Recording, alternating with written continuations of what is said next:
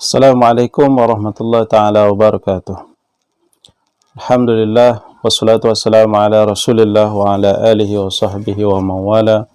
Allahumma hdini wa saddidni, Allahumma hdini wa saddidni, Allahumma hdini wa saddidni amma ba'd. Alhamdulillah, bersyukur kita kepada Allah Subhanahu wa taala.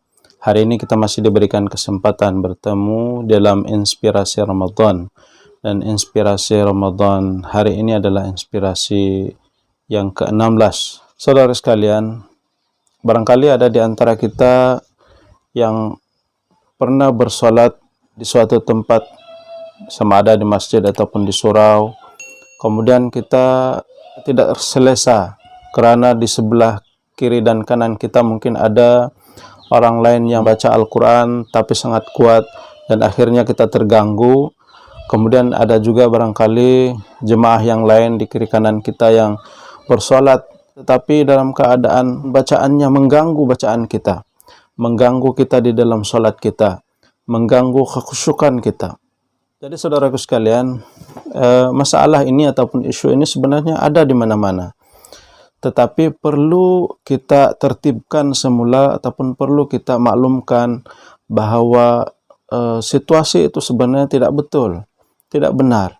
Dalam keadaan kita berjemaah, yaitu kita hadir kepada Allah, kita ingin khusyuk kepada Allah, kita ingin bermunajat kepada Allah, tapi dalam masa yang sama kita tidak mendapatkannya, kita tidak memperolehinya.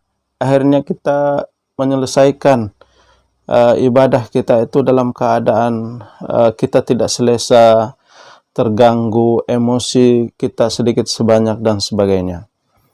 Sebenarnya itu adalah kesilapan kita karena kita tidak benar-benar memahami fiknya.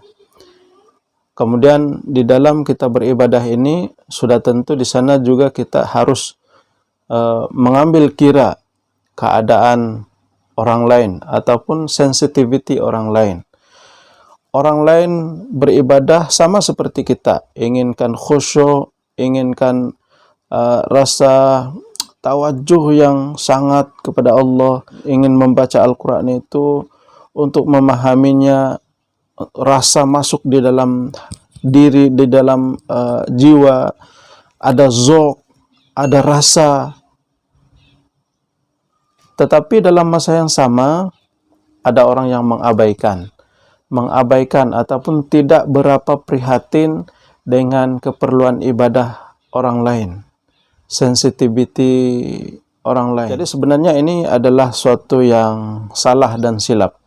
Kalau kita meneliti dalam hadis riwayat Abu Daud sendiri, mana hadis itu adalah hadis yang sahih, di mana Rasulullah Shallallahu Alaihi Wasallam satu ketika beriktikaf di dalam masjid. Kemudian dia mendapati para sahabat itu membaca Al-Quran. Sama ada membaca Al-Quran hanya membaca semata-mata, ataupun ada juga yang membaca Al-Quran di dalam sholatnya dengan suara yang nyaring sehingga mengganggu. Ketika itu Rasulullah menyingkap tirai yang menghalangi dia dengan para sahabat yang lain dan kemudian berkata, "Wahai sahabat, kamu ini sedang berkomunikasi dengan Allah Subhanahu wa taala, tetapi jangan kamu mengganggu orang lain dengan bacaanmu yang nyaring, akhirnya menyebabkan orang lain yang sedang bersolat itu bersembahyang terasa terganggu dengan bacaan kamu." Begitu juga dalam situasi solat, tidak boleh, kata Rasulullah Sallallahu Alaihi Wasallam. Kita mengambil i'tibar di sini, kita kena ada sensitivity. Lebih-lebih lagi di dalam bulan Ramadan ini, kita terpanggil untuk membaca Al-Quran. Kemudian dalam masa yang sama juga kita ini ingin pahala yang berlipat ganda melalui zikir, salat kita. Tapi jangan sampai kita mengabaikan aspek-aspek yang berkaitan dengan sensitivity orang lain. Di dalam salat kita ingin khusyuk.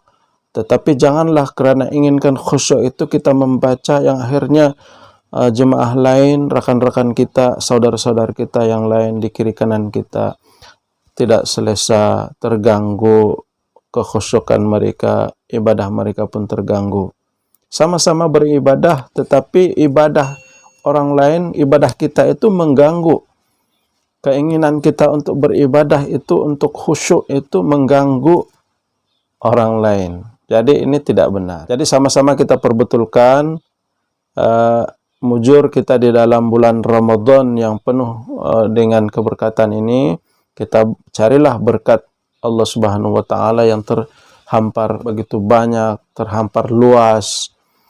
Carilah rahmat Allah Subhanahu wa taala dengan kita juga sensitif kepada keperluan ibadah orang lain. Mudah-mudahan difahami oleh kita semua dan mudah-mudahan bermanfaat. Assalamualaikum warahmatullahi taala wabarakatuh.